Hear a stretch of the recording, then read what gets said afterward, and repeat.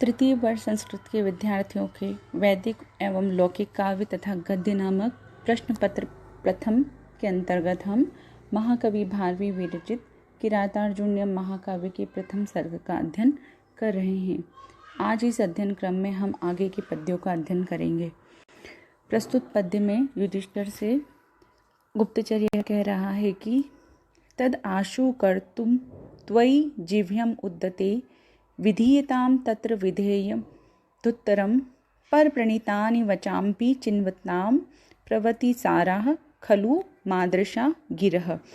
प्रस्तुत पद्य के शब्दार्थ इस प्रकार हैं कि तत् अर्थात तस्मात्, त्वयि तुम्हारे विषय में, जीव्यम कपट, कर्तुम करने के लिए, उद्यते उद्योग करने वाले, तत्र उस दुर्योधन के विषय में, विधेयम अर्थात करणीय, उत्तरन प्रतिविधान या प्रतिकार, आशु शीघ्र ही, विधीयताम कीजिए, पर प्रणीतानि दूसरों के द्वारा कही गई, वचांसी बातों को, चिन्वताम खोज करने वाले, मादृशाम हम जैसे वार्ताहारी लोगों की, गिरह वचन, प्रवति सारा सुनी हुई बातों को कहने मात्र का सार न रखने वाली, अथवा हमारी कही हुई बातें कर्तव्य कर्म में शीघ्र ही प्रवृत्त करने में हितकारिणी हैं, विलंब करने से वे निष्फल हो जाती हैं।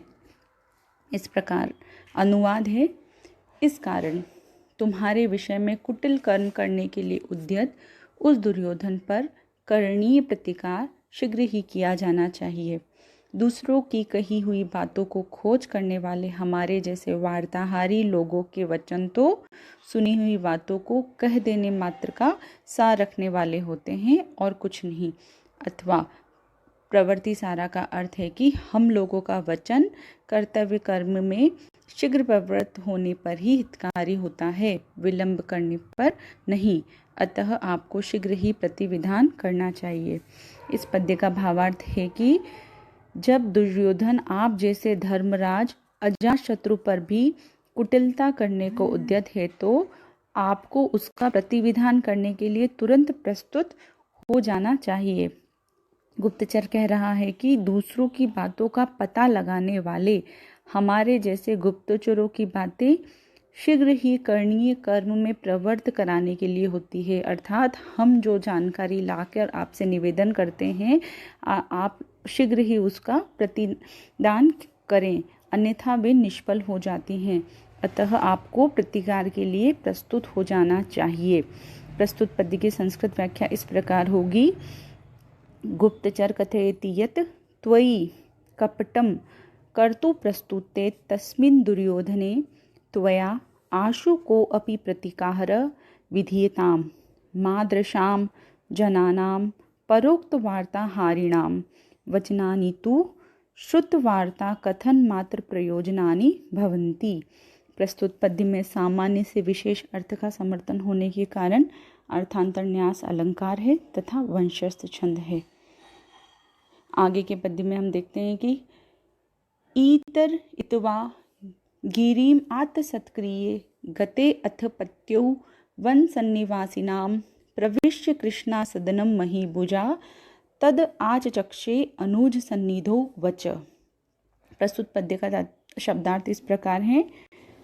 वन सन्निवासिनां पत्यो, वनेचरों के स्वामी या वनेचर अधिपति के, इति इस प्रकार, गिरिम वाणी को, ईरयित्वा कहकर, आत्सत्क्रिय यथोचित पुरस्कार प्राप्त कर, गते चले जाने पर, अथः इसके पश्चात, महीभुजा महाराज युधिष्ठिर के द्वारा, कृष्णा सदनम प्रविश्य कृष्णा सदनम अर्थात द्रौपदी के भवन में जाकर, अनुज सन्निधो छोटे भाइयों के समक्ष, तत यह बात, आचचक्षे कही गई अर्थात वनेचरों के स्वामी वनेचराधिपति के इस प्रकार बात कहकर पुरस्कार ग्रहण कर चले जाने पर, इसके बाद कृष्णा द्रौपदी के भवन में प्रवेश कर महाराज युधिष्ठिर के द्वारा छोटे भाइयों के पास यह बात कही गई। प्रस्तुत पद्य में हम लिखेंगे कि युधिष्ठिर से संपूर्ण गुप्त वृतांत को निवेदन करने के पश्चात पुरस्कार आदि ग्रहण करने के उपरांत गुप्तचर का प्रस्थान हो रहा है तथा गुप्तचर द्वारा कही गई समस्त बातों को अपनी पत्नी द्रौपदी तथा छोटे भाइयों से कहने के लिए युधिष्ठिर ने कृष्णासदन अर्थात द्रौपदी के भवन में प्रवेश किया है। इस पद्य की संस्कृत व्याख्या इस प्रकार होगी कि वनेचराधीपे इति उक्त्वा पारितोषिकञ्च गृहीत्वा स्वगृहं याते सति युधिष्ठिरः द्रौपदी भवनं प्रविश्य अनुज समक्षम इदं वनेचरोक्तं वचः उवाच। अगले पद्य में हम देखेंगे कि निशम्य सिद्धिं द्विषताम् अपाकृतिस्तस्या विनयन्तुम् अक्षमां नृपस्य मन्यु व्यवसाय दीपिनी उदाजहार द्रुपज आत्मजा गिरः। अर्थात तदंतर द्रुपज आत्मजा द्रुपद की पुत्री द्रौपदी ने द्विषताम शत्रुओं की सिद्धि सफलता या समृद्धि को निशम्य सुनकर ततस्त्या वहाँ की अपाकृति तिरस्कृतियों अपमानों को विनियंतुम सहन करने के लिए अक्षमा असमर्थ होकर नृपस्य राजा युधिष्ठिर के मन्यु व्यवसाय दीपिनी क्रोध और उद्योग मन्यु अर्थात क्रोध व्यवसाय अर्थात उद्योग को दीपिनी बढ़ाने वाली गिरह वचनों को उदाजहार कहा। अर्थात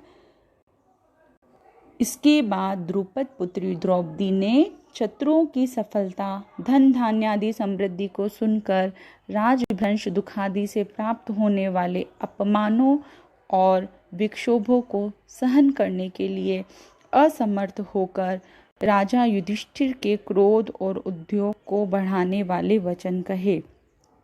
इसका भावार्थ यह है कि कृष्णासदन में प्रवेश करने के उपरांत जब युधिष्ठिर ने अपने छोटे भाइयों तथा द्रौपदी के समक्ष गुप्तचर द्वारा कहे गए संपूर्ण वृत्तांत को कहा और जब द्रौपदी ने शत्रुओं की समृद्धि को सुना तो उनसे मिलने वाले अपने दुखों और अपमानों को न सहन कर द्रौपदी ने राजा के क्रोध और उद्योग को बढ़ाने वाले वचन कहे। प्रस्तुत पद्य महत्वपूर्ण पद्य है प्रथम सर्ग का। इस पद्य की संस्कृत व्याख्या इस प्रकार है कि युधिष्ठिरोक्त दिशां शत्रु समृद्धिं श्रुत्वा शत्रुकृत अपमानं सोढुम् अक्षमता द्रौपदी राज्ञः क्रोधोत्साह विवर्धिनी गिरिः उवाच। प्रस्तुत पद्य में काव्यलिंग अलंकार है तथा वंशस्थ छंद है। आगे की कक्षा में हम द्रौपदी ने क्या कहा इन पद्यों का अध्ययन करेंगे।